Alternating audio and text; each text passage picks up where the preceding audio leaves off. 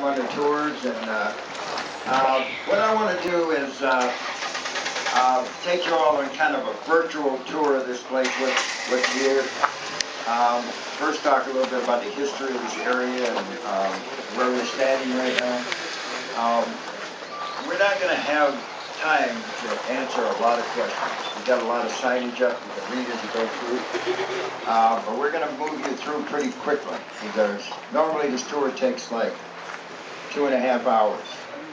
So we don't have that amount of time. We're going to split you up into two groups.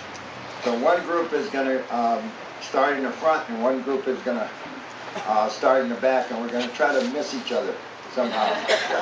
This place is pretty small.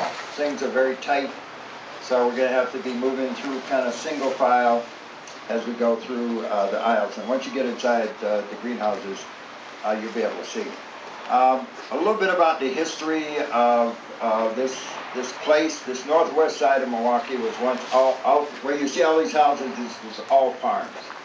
This was the first part of urban sprawl in Milwaukee, and this place was just one of many greenhouses. This was called Greenhouse Alley. It was the floral industry, the green industry flourished in here. Much of the greening happened here for Chicago and Milwaukee and other Midwest cities. So it was a pretty large industry back in the 20s and 30s. Of course, with urban sprawl, many of the greenhouses went out of business, many of the farms. So this left this farm, which is a 19th century farm. It's had 3 owners. I became the 3rd owner when I purchased the property.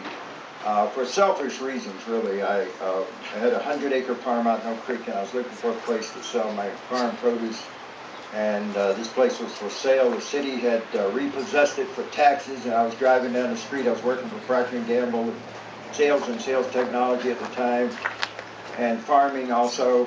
Like many farmers, I had to have an off-farm job. I looked into it, and I was able, I don't want to spend a whole lot of time talking about the process, but I was able to make the purchase, and that's why we're standing here today. But when I moved in here, this place had a lot of problems. Obviously, it was run down, and you might think it's still run down when you see it. But it was really run down. So we made a lot of changes, removed the glass, put up polygel, and did a lot of work over the 20 years that we've been here. But this is the last remaining farm in the city of Milwaukee, and registered farm. So we feed about 10,000 people out of this facility. Very intensive production, very integrated system. Where you're standing underneath this double hoop house here, connected.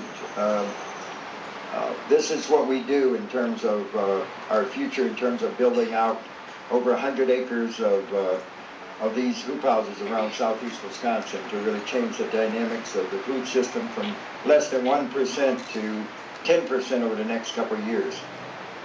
We've had a lot of success growing inside these structures because we can control the environment. We can put shade cloth on. We can grow anything year-round, pretty much. In these, sometimes you have to add a little heat if you're going to grow tomatoes or peppers or things like that. And bedding plants, of course, for our rural farms. But this, I think, is the future. You've heard about hoop houses, high tunnels all over the country, USDA programs and so forth. But we build these from scratch, from straight pipe. We bend the pipe, and we do this, and we train people how to do this. We just had a training Wednesday. Some of you were probably at the training on Wednesday, and we had a hoop house training for that. Our commercial urban ag people and our weekend workshop folks come here and they learn how to do it in a hands-on way, because I believe that's the only way you really learn how to farm. I've never seen anybody learn how to farm in a classroom. So, I'm still waiting for somebody to show me how to do that. So it's a repetitious thing, just like any other kind of learning, and that's what we do. But this is a very interesting area right down the street. Largest public housing project that's being reconstructed into a mixed income community, 75 acres. We have a big part of that in terms of we're designing the community gardens and the interior of that, working with the Milwaukee Housing Authority. So that'll be kind of one of the first. We're also starting the first waste pickup of food waste, and that's a pilot for the city of Milwaukee. So I'm talking to the mayor about if that's successful, which I think it will be, rolling that out throughout the city of Milwaukee. So that's going to be an important. They also have a community center and a public school connected to that community. So it's really a wonderful project, and they'll have. I said it was mixed income. It used to be low income. Now it's mixed income with senior housing, apartments, houses, condos. So they're trying to attract folks from all over Milwaukee and outside of Milwaukee to move into this area. So we've seen a transformation in this area in terms of less crime and so forth, and it's related to the food system here. People have access to healthy food, although the closest retail grocery store is over 3.5 miles away. So this is truly a food desert for a very densely populated community. What else? Am I missing something? Sarah? Okay. All right. I also want to thank my staff who've done a great job in prepping and getting everything ready. We're always ready.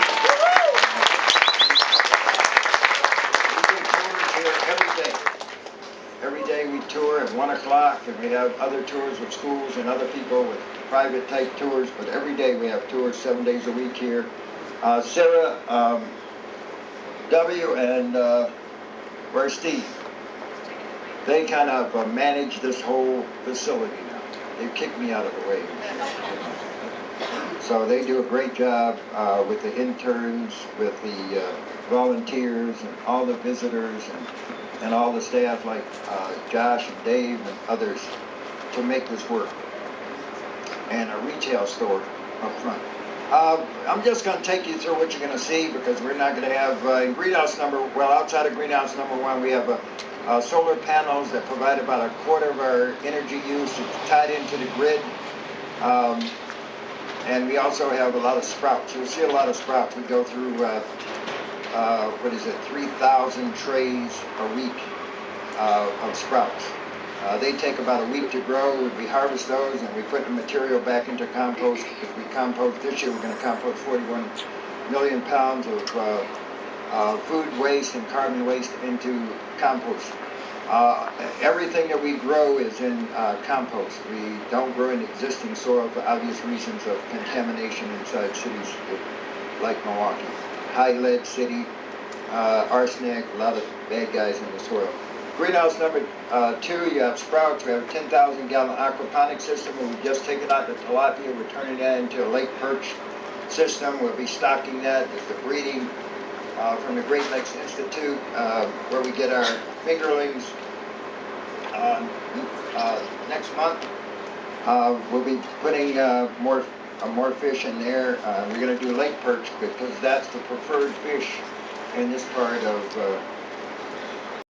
Just kept adding pieces, and the puzzle never gets completed, because you're going to always have innovation, or but you keep adding pieces to make the pieces we have work more efficiently and so forth. So, and pieces that come in from other folks that bring in pieces that we try. We just try things here, and sometimes they work.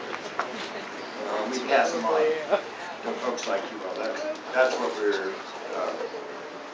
I don't know if you all know it. Over 50% of our income comes from our own efforts of selling products, services, and so forth. So we. I think that's the model of the future. I think nonprofits today won't survive in the future unless they have some kind of income generating thing. So just passing that on. Okay, we're going to split you guys up.